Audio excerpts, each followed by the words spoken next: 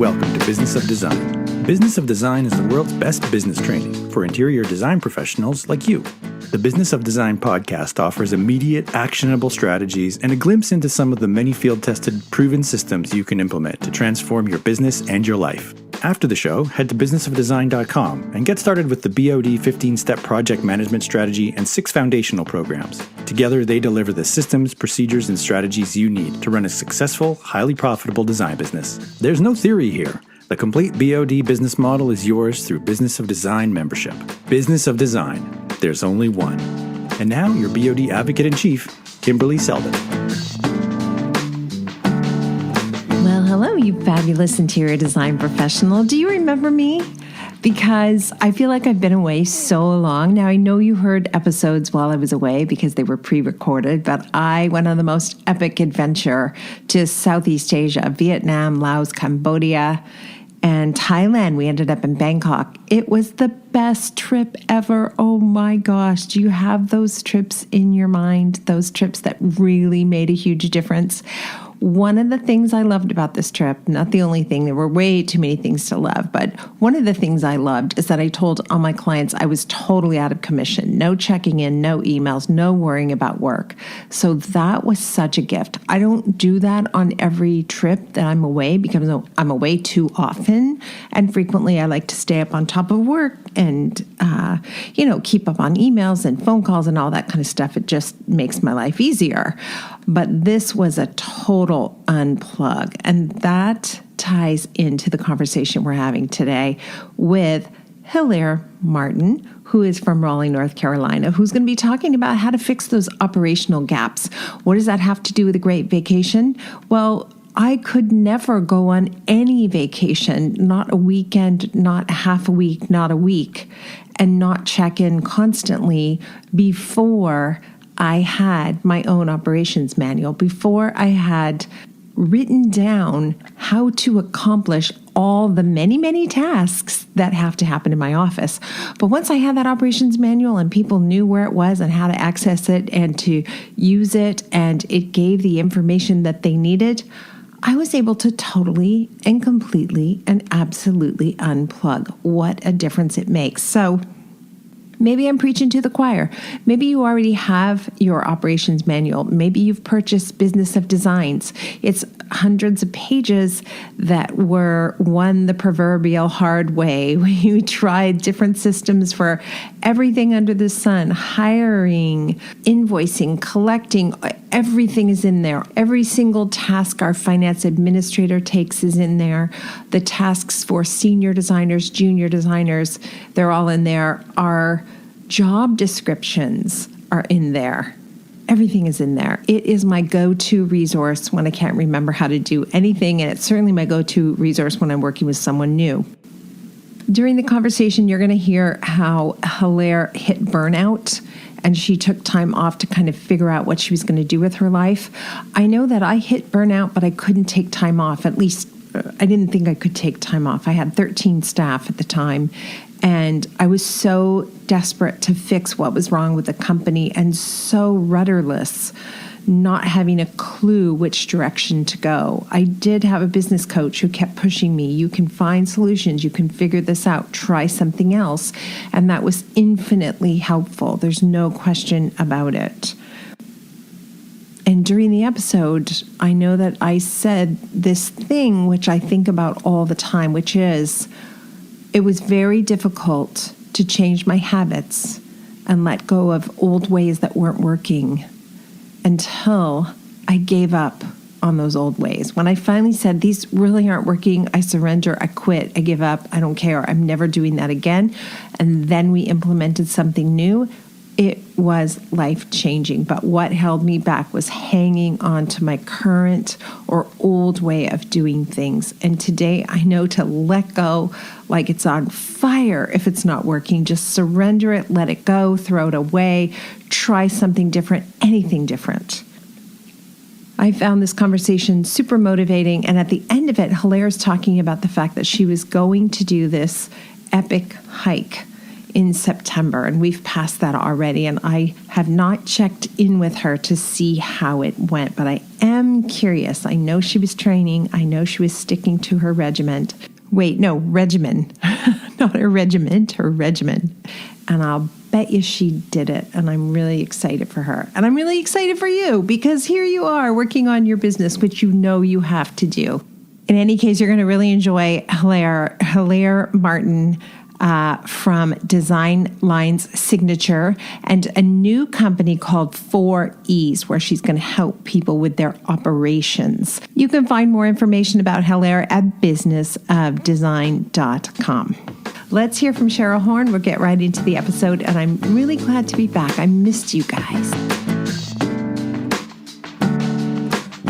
Thanks, Kimberly. Tomorrow is our last BOD Live of 2023. So join us. We're going to be talking about salary and paying yourself first. You don't want to miss this one. If you're not yet a member of Business of Design, it's not too late to sign up today. Join us tomorrow for this meeting. We've really shifted our focus, at least in the last year. We've always promoted that through systems, you can stop working evenings and weekends and eliminate stress and all those things that are super important. But we've also started talking a lot about money, not just leaving the money on the table, but being profitable. Every full-time interior design professional deserves to be earning a salary that is 6 figures. And if you're not earning that, it's not that you picked the wrong career. This is an industry that you can be extremely profitable in, and we want to help you get there. Year after year, you should be hitting this number without fail. That is the goal. That is the entry-level goal, for that matter. And if you're not already hitting that figure, Business of Design can get you there in 2024. And if you join us tomorrow, we can start then. We want you to be profitable, and the systems we teach at Business of Design can help you get there. So that is my pitch. We'd love to see you guys on the call tomorrow, face to face, last time for the year, before we head into the holidays and into January, where we're going to start fresh. So please sign up, join us. Again, that's happening tomorrow, Wednesday, December 20th, 1 p.m. EST. Sign into your member dashboard and just click join right before that meeting gets started. And again, it's not too late. Become a member of Business of Design and join us for that call. We hope to see you there. Thanks so much. Hilaire, nice to see you again.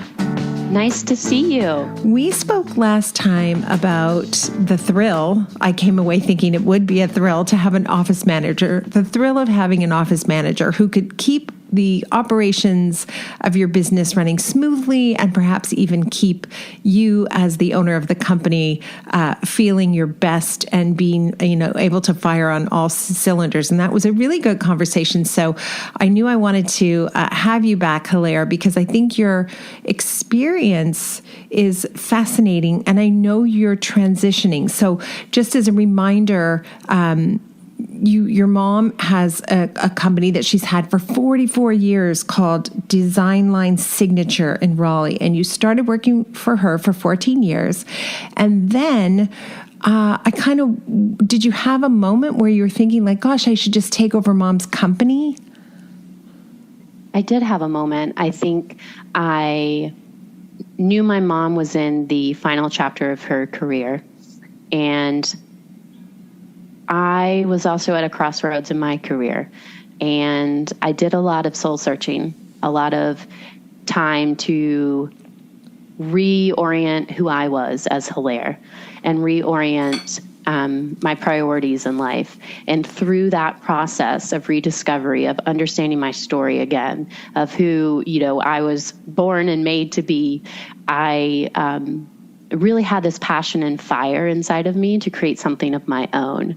And while my mom and I make a great team, I knew I wanted my own dream. I knew I wanted to create my own journey. And so out of that, I created 4E and Company, which is a company that is focused specifically to work with interior designers, custom home builders, furniture manufacturers. I understand that process very well too, being in the industry, but working with them on their operations, understanding operational gaps, helping companies have goal setting, strategic planning, even understanding stakeholders in investment, or understanding, okay, I want to retire. What does that look like? Help me through that process. That can be very overwhelming too. And so basically that is my two offerings of business strategy and operations, and also the communications that I'm good at is the other side of that, is the brand producer, helping elevate somebody's brand. Hey, I want to get published, but I don't know how to even start, or that's overwhelming for me. I love doing design, but I need help capturing our finished product. Or I have a brand, but I don't know the voice of it. So helping all different aspects of a business. I love that your company was sort of born organically, that you've done this beautiful job with your mom. It's been over 14 years. And then you described so eloquently how you sort of lost yourself and you were trying to get back to the things that turn you on and make you passionate. And so now you have this company 4E. 4E? Did I say it right? Yes. I want to check it out. Yes. Now you have this company 4E and you're about to begin the next journey. So what are you excited about? Like, are you a person who gets excited about operational gaps? Is that what I'm hearing? Yes, I do. I like solving problems. I mean, I want to be on the journey that helps other people reach their dreams and their successes. I had a intern who was phenomenal, and I really loved coaching her. I loved helping her understand the ins and outs of the business. And I think that ignited a fire in me to say, I think I've got something. I think I have what it takes to really motivate and help other people realize their dreams, when their work, when their passion all come in harmony with each other. That's what I want to be a part of. And so that's why that dream of mine came about, along with obviously reprioritizing my life and figuring who I was who I was again. Who am I? And what? Yeah. So so is this is probably a silly question. And I was going to say, how do you identify operational gaps? It's your pain point, right? I'm struggling because, and whatever comes out of the business owner's mouth after that is a pain point, and they need help with that thing. They do, but it's okay. I think the only way that you can identify a pain point is being vulnerably honest with yourself, because that's the only way that business is going to get better. So saying, I set this up, I've got, maybe I'm, have 800 emails and I can't even get above water. I am working on I just feel reactionary all the time. It's okay to say, okay, identify the problem and then say, how can I make this better? Is there a technology? Is there a way that I can answer emails a certain time throughout the week or the day? I am a big proponent of batch working, meaning, for example, I write checks on Thursdays and pay vendor bills on Thursdays. I will accrue everything until then. Or logistics for installations. During local installations always happen on a specific day. So again, batch working to help the workflow. So again, going back to the emails, identify some potential strategies and see if that would work for you. Sometimes you're not going to know until you try. Mm-hmm. You're not going to know until you try working and seeing, okay, before the start of my day, I'm going to do an hour and a half's worth of work, and then I'm going to go into email, or having a sort of boundary or strategy saying, if it's an emergency, maybe your team knows that you can text, or Otherwise, I'm going to start answering my emails at 10:30 in the morning or whatever might work. And knowing too, Kimberly, what works for you might work completely different for somebody else. But having that permission to say, I'm going to try it, I'm going to be open to the change, and just see what happens. Start small. That's the biggest advice. Yeah. Well, that two things. Number one, I'm never willing to change until I'm really in pain. And then at the point that I'm in pain, I want all things to be different today. And that doesn't work. So to your point, start small. Would you say the best thing to do is maybe identify the most important problem that you're having, solve that problem, and then move on to the next one? Is that a better way to kind of focus? Because I found like fixing one problem kind of motivated me to fix the next problem. Yes, I think starting small is very key. If you're like, oh my gosh, I want to overhaul the entire operational system, and I want everything automated, and I want to work 4 hours a week. Whoa, beautiful goal. Don't get me wrong, but like we're way in the clouds. Let's come maybe back down to like the level of the treehouse, and then let's like work our step back down to ground. So it is wonderful to see people dreaming and reaching for those clouds, but let's maybe set that for like a year and a half goal instead of within the next 3 months. You made me laugh when you mentioned the 4-hour work week. I wonder how Tim Ferriss is doing. He's a guy who definitely does not work 4 hours a week. Like there's he's books and podcasts and speaking events and whatever. Yes. Yeah. Yes. It's a worthwhile goal, but maybe take it one realistic. Baby step at a time. We see this a lot at Business of Design. Someone will start and they'll say, I want to take home $500,000 in profit every year. Great.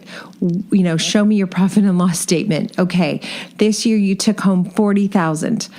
We're going to have a couple of steps between 40,000 take home and 500,000 take home. And absolutely. You have to be willing to do things differently. That's the biggest struggle. The goal is great. Nothing wrong with the goal. We actually think we can achieve that goal, but not if you continue to insist what you're doing is working. It's not working. It's working to 40,000. It's not working to 500,000. So that's part of it too. You really have to accept that something's terribly wrong and you're going to have to try a couple of new things. Absolutely. I think having the vulnerability is the first step. The honest, like I go back to the vulnerability of saying this isn't working. That takes a lot of courage. Because a lot of people may not want to say that there's a problem. They just want to make it better. And so there is courage in that. So identifying the problem. I also think, where was I going with this? Sorry. I lost my train of thought. We were talking about taking it in baby steps. Yes, baby steps. So being vulnerable, having the courage to identify. But also, if you are a person who does not like change, understanding that about yourself and then saying, okay, I know that I'm going to have to create change in my company or as I might be a part of an organization. And so identifying the challenges of that, identifying the threats of that are very key. But realize that there is potential to improve. And so you have to have faith. You have to have faith that it is going to work out. You also have to have those measurable steps in there. You can't just be blind of the faith. You have to have faith, but you have to go one step at a time. Mm-hmm. And so if you are struggling with those steps, I would say, again, look at the just problem and it's almost as if like that problem, you want to pull every ounce out of that and see how can I make it better. Right. It's almost easier, I found, like to throw away everything I think I know and start completely fresh rather than try to hold on to bits of how I do something. Like the thing that held me back the most is insisting the way I was doing it was just fine. I wanted to continue doing it the way I was doing it, but I wanted different results. It just doesn't work that way. And I wonder, I was at a yoga class last week, and I wonder if, Hilaire, this will impact you the way it impacted me. We were in a pose and it was particularly uncomfortable. And the teacher said, I want you to get comfortable with this discomfort. And I was like, oh my gosh, I do not like this at all. But that is part of the process, right? To get comfortable with the discomfort, with the chaos of transition. Yes, 1,000%. I could not agree more with your yoga teacher. I think I need a tattoo. I'm going to put it on my foot. Oh my gosh. Okay. So we have to be vulnerable enough to identify what's really going on. Stop protecting, stop posing, right? And that's something you see a lot. I just got back from Las Vegas market, or you go to an event like High Point, you run into other designers from everywhere. You're like, how is business? Amazing. Never better. I'm thriving beyond my wildest dreams. Behind the scenes, though, that's not always the case. So be careful you're not comparing your insides to someone else's outsides. Be vulnerable, tell the truth in the right situation so someone can actually help you. And then for me, I remind myself all the time, I have to be teachable. If I think I know something, I'm not teachable. So be open and be teachable. Absolutely. And I think understanding that you're not doing this alone, even if you feel like it. There are communities out there, even your community, Kimberly, with like the business of design, or there might be a designer in your area. Maybe you're just starting out. Just say, hey, I also have a belief that we're only stronger if we help and support one another. Sure, you could be competitors, but maybe there's a component where you could work together to strengthen the design community, maybe in your area, or you have a lot of designers in your community. How can you become almost a collective of, of feedback, of understanding, just how to support one another. And I think there's a lot of beauty in community, and I think sometimes we overlook that a lot. Or find someone to help with your operations, or find someone, that could be your advisor to help with your financials. Entrepreneurship can be lonely, but it doesn't have to be. It really, really doesn't. And so my other, if I could have anybody take away, is you're not alone. You can do this together in community. You just have to find the right community. And it could make all the difference. You know what? I can't agree with you more. It does make all the difference when you can be truly vulnerable and open and share what isn't working. It's amazing what can happen, and the transformation that can take place, and the encouragement and the motivation that comes from seeing someone beside you do better and succeed. So thank you. That's just so many beautiful reminders today to just pay attention to and check in and see if you've lost yourself. You might even be wildly successful and realize that you're just, in the middle of the road, following the status quo, not feeling the same joy and passion you once did. And that's a message, your indicator light is going off. It's time for an oil change, right? And who knows where the inspiration is going to come from. But thank you so much. Really, really good conversation. As you know, we like to end every episode with design intervention. So just a great piece of business advice you want to leave everyone with. Slow down. Sometimes when you slow down, you are going to find the beauty in reorienting yourself with maybe who you are, or maybe what's not working in your business, or find a whole new passion, find a whole new revenue stream. Sometimes taking that pause allows yourself to be creative and allows yourself to find passion again, and drive. So slow down. Sometimes going on all cylinders is not healthy, and slowing down can really, really, really create space, a more purposeful right? Yeah, more space. There's space for something new to come in. Yeah. That's terrific advice. And I don't know, it's been 3 or 4 years now, I picked up studying improv because I felt suddenly kind of passionless about so much. And I thought, it's not the job. The job is great. The clients are great. It's not that. I've lost sight of my own personal, fun house. I don't know. It was terrifying. It was frightening. I suck at it. But I learned a lot and it was really fun. And it just made me enthusiastic to keep discovering who I am. Absolutely. You're always going to be a student and a learner of who you are. Yeah. No matter how old you are. Oh, I love that. When do you leave for Yosemite? I leave the end of September.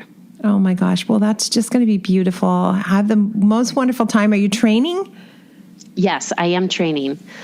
I am running in the morning. I've got to, because there's so much elevation, I think I don't necessarily need to train to run a marathon. I need to train for endurance. And as my husband says, I think it's like the zone 2. So I got to get my heart rate in zone 2, whatever that means. I have no idea what that means. What's the elevation gain? Do you know? I want to say Half Dome is at least, I'm going to gain 5,000 feet in elevation throughout the hike. Wow. That's a lot. And it is a lot. Just recently, there was a 93-year-old gentleman that just reached the top of Half Dome. So he's somewhere out there in the U.S., but he's given me so much strength to understand my own capabilities and pushing my limits. But if he can do it, I can. Oh my gosh. Yeah. I want that dude on the podcast. I know, right? I know. I think his story went viral. So he's, I'm sure, on some, national media outlets, but amazing. Well, best of luck, and hopefully we'll check in and we'll find out how it went. Absolutely. Thanks for listening and supporting the BOD mission to improve the industry one design business at a time. If you're ready to implement an exact business model for running a streamlined, profitable business, field tested by thousands of design professionals around the world, head to businessofdesign.com and get started today. It's time to dramatically improve your business and transform your life.